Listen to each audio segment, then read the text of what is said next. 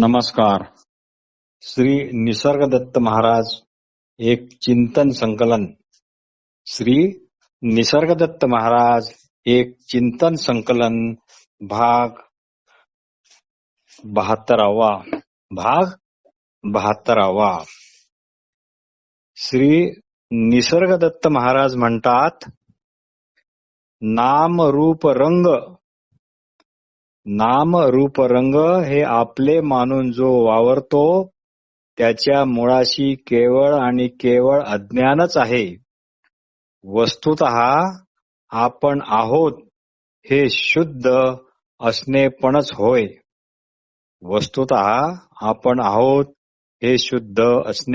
होय. जे देह मन बुद्धी चित्त झोप स्वप्न जाग यांना कळते ठेवते. जे देह मन बुद्धी चित्त झोप स्वप्न किंवा जाग यांना कळते ठेवते, त्याच्याच प्रकाशात हे सर्व प्रकाशित होत राहतात. मग या कळते ठेवणाऱ्याला रंगरूप आहे असे तुम्ही म्हणाल काय? रंगरूप आहेत असे तुम्ही म्हणाल काय? अर्थात नाही. हे इथे ऐकलेले लक्षात ठेवा. हे इथे ऐकलेले आणि तुम्हाला ऐकविलेले लक्षात ठेवा. पुढे ते नक्कीच तुम्हाला कामाला येईल. तुमच्या कामाला येईल.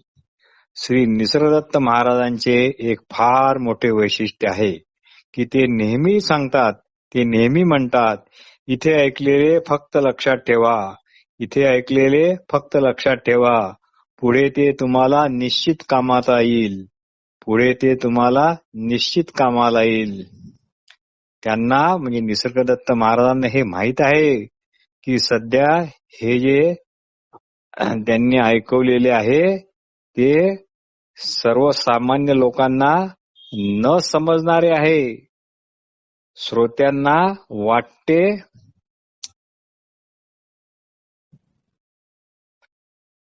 हे आपल्या डोक्यावरून जाते, पण निसर्गदत्त महाराजांना वाटते की आज ना उद्या केव्हा तरी नक्कीच ते त्यांच्या कामात येईल.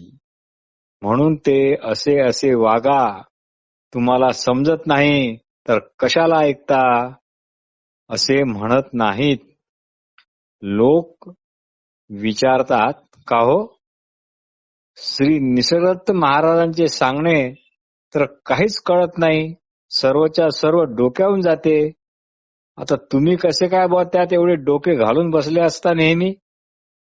चिंतकाचे यावर उत्तर असे, अहो समजत तर मलाही नाही. समजले असते तर माझ्या वर्तनात आले नसते काय? ज्या अर्थी माझ्या वर्तनात नाही याचाच दुसरा अर्थ मला ते समजले नाही हे सिद्धच झाले. पण श्री निसर्गदत्त महाराज म्हणतात, हे सर्व ऐकून ठेवा. कुणीही हे सांगणार नाही. कुणीही हे इतके स्पष्ट कधीच सांगणार नाही.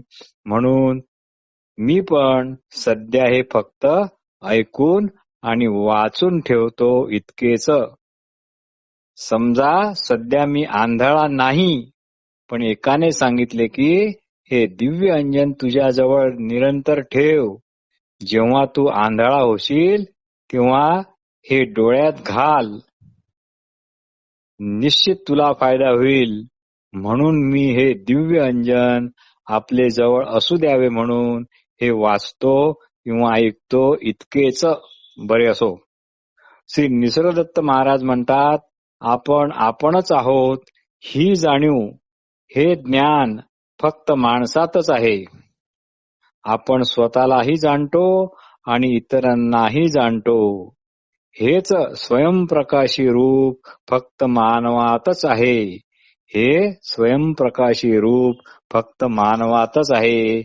हे आम्ही इथे सांगत असलेले तुमच्याविषयीचे ज्ञान म्हणजे तुम्हालाच ऐकवलेले तुमचेच ज्ञान होय. तुमचे ज्ञान ऐकून ठेवा, लक्षात ठेवा, कामात येईल. हे असे केवळ शुद्ध ज्ञान एक क्षणभर जरी टिकले किंवा लाभले तरी त्याचा न पुसणारा एक ओरखडा मेंदूवर किंवा मेंदूच्या पेशींवर पडेल. मग तो ओरखडा, ती पेशी मगच पुढचा सर्व मार्ग सोपा करेल. तो ओरखडा मात्र मग कधीच जाणार नाही. चारही भूताकडून होणारा व्यवहार आकाश या पाचव्या भूताला कधीच दूषित करू शकणार नाही असे निसर्गदत्त महाराज म्हणतात. तसे हा ओरखडा निर्माण होताच आकाशासारखे मूळचे तुमचे असंगत्व तुमच्याच लक्षात येईल. ठळकपणे कळेल. आकाशात सर्व येते जाते. आकाशात सर्व येते जाते. आकाश मात्र जागच्या जागीच. आकाश मात्र कोरे करकरीत. काया धर्माचा किंवा काया बुद्धीचा हा चैतन्याला किंवा असणेपणाला कधीच लागत नाही. काया धर्माचा किंवा काया बुद्धीचा दोष हा चैतन्याला किंवा केवळ असणेपणाला कधीच लागत नाही. ठेवलेल्या नावाचा आपल्या असणेपणाशी काही संबंध आहे काय?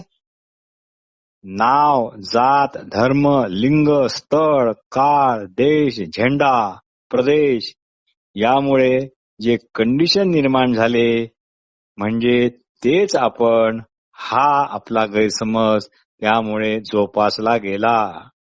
असणेपणा हा निरंतर असणेपणानेच असतो.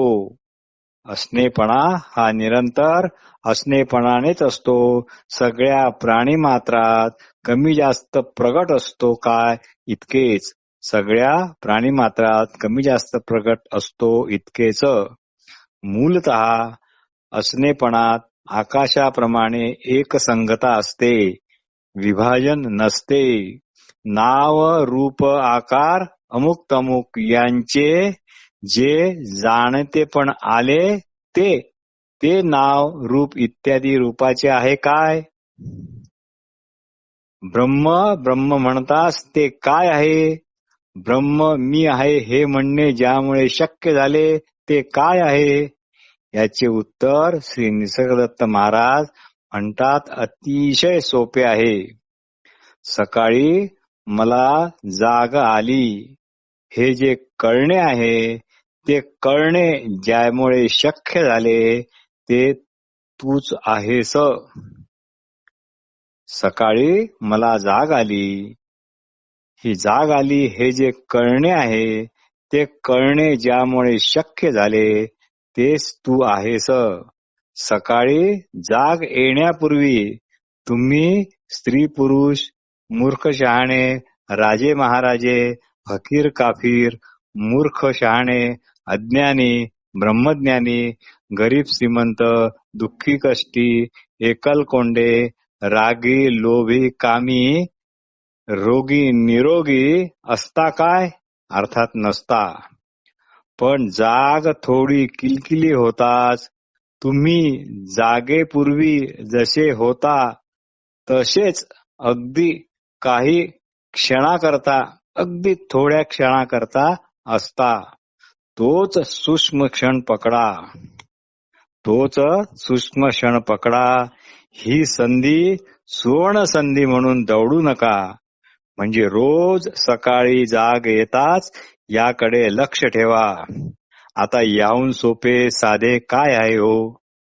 समजा जागच नसती आली तर स्त्री पुरुष मूर्ख शहाणे राजे महाराजे इत्यादी कुठे असते याचा विचार करा. ज्याने अशा सद्गुरूच्या बोधाचे प्राशन केले, ज्याने अशा सद्गुरूच्या बोधामृताचे प्राशन केले तो संपला. संपला म्हणजे जसा होता तसा झाला, पवित्र झाला. मग बसाल तो आश्रम, मग बसाल तिथे गंगातट, मग बसाल तिथे तिरुवण्णमलाई. कुठेच या जायची काहीही गरज नाही. आपले असणे पण हाच आत्मसखा. त्याला मात्र डावलू नका, त्याला अव्हेरू नका. मी स्त्री किंवा पुरुष इत्यादी आहे, ही फक्त देहबुद्धीच होय. व या देहबुद्धीच्या आठवणीमुळेच ती देहबुद्धी अजून अजून तीव्र होत राहते. मग मी स्त्री, मी पुरुष हे कळणे ज्यामुळे शक्य झाले ते तुझ्यापासून वेगळे आहे काय? ते तर स्त्री पुरुष असू शकत नाही. ते स्त्री पुरुष अशा भेदांच्या पार आहे. इथे परावाणी सुद्धा थिटी पडते. काही सांगायला ही परावाणी इथे थिटी पडते. जे ज्ञान इथे ऐकले किंवा ऐकविल्या गेले ते आपणच आहोत. अशा वृत्तीने त्याचे पाय घट्ट धरा, सोडूच नका. हे पाय हाताने धरता येत नाही हे तर खरेच, ते स्वस्वरूपाच्या निश्चयाच्या पकडीनेच पकडावे लागतात. ते स्वस्वरूपाच्या निश्चयाच्या पकडीनेच पकडावे लागतात. तुम्ही स्त्री पुरुष इत्यादी आहात, हे तुम्ही हाताने थोडीच धरून ठेवले आहे. ते पण तुम्ही अशाच निश्चयाच्या पकडीने धरले आहे ना. म्हणजे तुम्हाला निश्चयाचे बळ माहीत आहे. म्हणजे तुम्हाला निश्चयाचे बळ माहीत आहे. 100 रुपयाची नोट हरपली हे ज्यामुळे कळते, त्याच कळतेपणाने 100 रुपयाची नोट हरपली हे ज्यामुळे कळते, त्याच कळतेपणाने ती सापडली हे पण कळते. दोन्ही ठिकाणी एकाच कळतेपणामुळे दोघही निश्चय होतात. म्हणून आपणच आपण शुद्ध असणेपणाने आहोत हे समजणे कोणास व्यक्तीला समजणे असे व्यक्तिगत नाही, तर केवळ समजणेच म्हणजेच या समजण्यातच समाधान. ज्याला हे समजले तोच समाधानी. इथे पण समाधान आणि समाधानी यात फरक नाही. समाधान म्हणजेच समाधानी आणि समाधानी म्हणजेच समाधान. तसेच संतोष हाच संतोषी आणि संतोषी हाच संतोष. दोघात काहीही फरक नाही. याबाबत मागील भागात खूप सविस्तर सांगण्यात आले आहे. अग्नी स्वतः जळत नाही, लाकडाला जाळतो व गुप्त होतो. म्हणजे तो नाहीच असे होत नाही. पुढे संधी मिळताच, लाकडे मिळताच परत ती जाळण्यास तो अग्नी प्रगट होतो. तो कुठेच जात नाही. तो फक्त प्रगट अप्रगट असतो. तसे आपले शुद्ध असणे पण आहे. पण याकरता ते तू आहेस व तू स्वतःला जे समजतोस ते तू नाहीस. या गुरुवचनावर पाळत ठेवा, म्हणजे लक्ष ठेवा. इतकेच करा. भारावर करायची काहीही गरज नाही. त्या भारावर करण्यामुळे तुमचे वाक्चातुर्य वाढेल. त्याचा वाक्चातुर्य दाखविण्यापेक्षा जास्त उपयोग होणार नाही, अधिक उपयोग होणार नाही. तुम्ही म्हणता किल्ले जुने आहेत. तुम्ही म्हणता किल्ले जुने आहेत. ह्या भग्न इमारती, हे राजवाडे, हे पर्वत, हा हिमालय, हे फार फार पूर्वीचे, आपल्या पूर्वीचे असे आहेत. पण तसे नाही, असे श्री निसर्गदत्त महाराज म्हणतात. ते तुमच्या असणेपणाच्या जाणीवेच्या पूर्वीचे नाहीत. ते तुमच्या असणेपणाच्या जाणीवेच्या पूर्वीचे नाहीत. नवा किल्ला, जुना किल्ला, नवे राजवाडे, नवीन राजवाडे असे काहीही नाही. असे काहीच नाही. ते फक्त दगडधोंडे, विटा माती, लाकूड फाटा व जंगल तोड या सर्वांची एक सरमिसळ आहे. ती अलग अलग ठिकाणी होती, ती एकत्र कालवून त्याचा एक ढिगारा केला आणि त्याच्यापासून जी आकृती बनवल्या त्यामध्ये राहाय करता स्पेस ठेवली इतकेच काय ते आहे ते पृथ्वी म्हणूनच आपल्याच खऱ्या स्वरूपात. श्री निसर्गदत्त महाराज एका ठिकाणी म्हणतात, तुम्ही तुमच्या आकारासारखे नसून तुम्ही आकाराला हलवून सोडणारे चैतन्य आहात. श्री निसर्गदत्त महाराज एका ठिकाणी म्हणतात, तुम्ही तुमच्या आकारासारखे नसून तुम्ही आकाराला हलवून सोडणारे चैतन्य आहात. श्रीराम मुळात परब्रह्म स्वरूपच होते.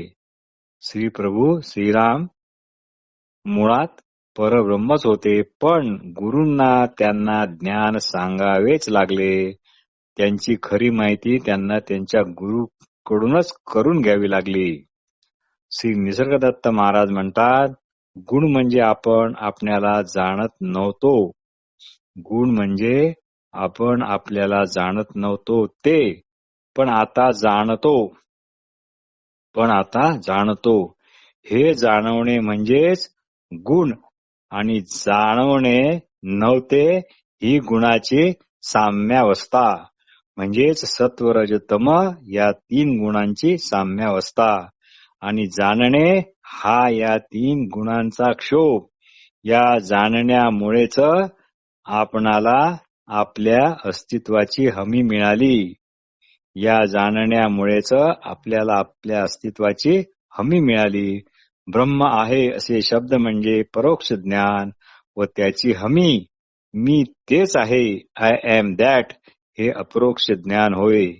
खरे म्हणजे जी हमी आपली तीच हमी परब्रह्माची पण. खरे म्हणजे जी हमी आपली तीच हमी परब्रह्माची पण. कृष्णाने सांगितले, आत्मज्ञान म्हणजे आपलीच हमी, आपलीच माहिती. ती माहिती व माझी माहिती एकच. ती माहिती व माझी माहिती एकच आहे. मलाच दंड कसा करता येईल का? मलाच दंड करता येईल का? आणि केला तर तो दंड मात्र मलाच भोगावा लागेल. तसेच हे आहे. तसेच ब्रह्म आणि ब्रह्माचा अनुभव हे एकच. नृत्य व नर्तकी एकच, किंवा नृत्य व नर्तक एकच. आंघोळ आणि आंघोळ करणारा एकच. हे वेगवेगळे करता येत नाही. पण हे असे कळायला स्वरूप स्थितीचा निश्चय झाला पाहिजे. देहबुद्धी ठेवून आपले कोट कल्याण होते ही आपली कल्पना अजून जात नाही. देहबुद्धी नसणे म्हणजे सर्वच देह, पण देहाच्या ठिकाणी आपल्या देहासारखेच त्यांच्या देहधर्मानुसारच वागतात. आपण त्या बाबतीत काहीच करू शकत नाही. आपणच त्यांना माझा देह असे म्हटले, त्यामुळे ते देह मात्र कधीच तुम्हाला म्हणत नाही की मी तुमचा देह आहे म्हणून. तात्पर्य, म्हैस म्हैसच आहे, ती माझी तुझी नाही. नमस्कार.